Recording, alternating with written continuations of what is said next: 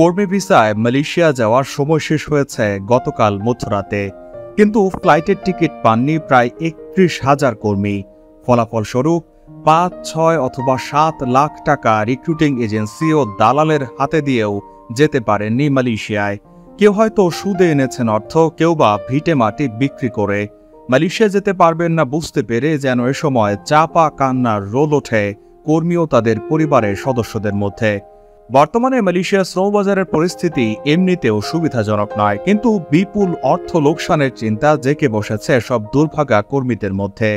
শুক্রবার সকাল থেকে সন্ধ্যা পর্যন্ত রাজধানীর শাহজালাল আন্তর্জাতিক বিমানবন্দরে দেখা যায় এমন করুণ দৃশ্য। এ সময় ভিড় করেন মালয়েশিয়াগামী হাজারো কর্মী। উৎকণ্ঠা আর অনিশ্চয়তার মধ্যে পার করেন সারাটা দিন। মালয়েশিয়া সরকারের সিদ্ধান্ত অনুসারে শুক্রবারের পর বাংলাদেশ সহ ১৫টি দেশ থেকে কোনো কর্মীকে দেশটিতে প্রবেশের অনুমতি দেওয়া হবে না বলে আগেই জানানো হয়েছে। গত জানুয়ারিতে মালয়েশিয়ার মন্ত্রিপরিষদ এই সিদ্ধান্ত নেয়।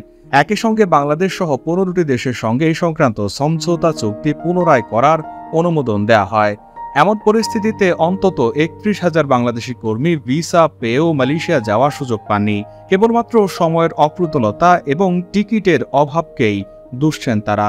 সকল টাকা পয়সা পরিশোধ করেও বিমানে উঠতে পারেননি এ সকল বাংলাদেশি। এ সময় ঢাকা বিমানবন্দরে দেখা যায় এক করুণ দৃশ্য। আমার খালি প্রতিদিন দিন দেয় আজকে কাল না পরশু টিকিট দিবি। আমরা ৭ দিন ধরে ঢাকা এসে আছি, ১৩-১৪ মাস ধরে ভোগান্তির মধ্যে আছি, ঘুরতেছি। আমি ঘুরতেছি, এটা আরো মানুষ আছে, এর আরো বেশি ঘুরতেছে। এজেন্সিতে গেছি, তাকে অফিসে গেছে, অফিসে গিয়ে আমি সিঁড়ির ভিতরে ঘুমাইছি স্যার 2 দিন। বুঝছেন, আমার চোখ দিয়ে পানি পড়তেছে। আমাদের জীবনে একটা স্বপ্ন ছিল, স্বপ্ন নষ্ট হয়ে গেছে।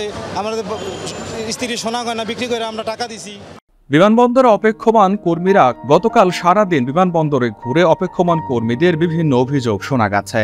এজেন্সিগুলো টিকিট ম্যানেজের আশা দিয়ে প্রতারণা করেছে। অনেকের ফোন ধরেনি, সারাদিন যোগাযোগও করেনি। অনেকে আবার পরবর্তী ফ্লাইটের আশা দেওয়া হচ্ছে। ভিসা এবং ওয়ার্ক পারমিট থাকা সত্ত্বেও তারা যেতে পারেননি মালয়েশিয়ায়। অনেকেরই অভিযোগ টিকিট পাইয়ে দিতে তাদের কাছ থেকে ৩ গুণ পর্যন্ত বেশি টাকা নেওয়া হয়েছে। শেষ সময় এসে যখন ৩০,০০০-এর টিকিট ১ লক্ষ টাকা ছাড়িয়ে গেছে, এরপরও বহু প্রবাসী ১ লক্ষের বেশি টাকা পরিশোধ করেছেন টিকিটের জন্য, তারপরও পাননি টিকিট। এ ঘটনায় কর্তৃপক্ষের হস্তক্ষেপের দাবি এ সকল মালয়েশিয়াগামী কর্মীদের। তাদের দাবি, নতুন করে সময় বাড়ানো না হলে আত্মহত্যা ছাড়া উপায় থাকবে না প্রবাসীদের।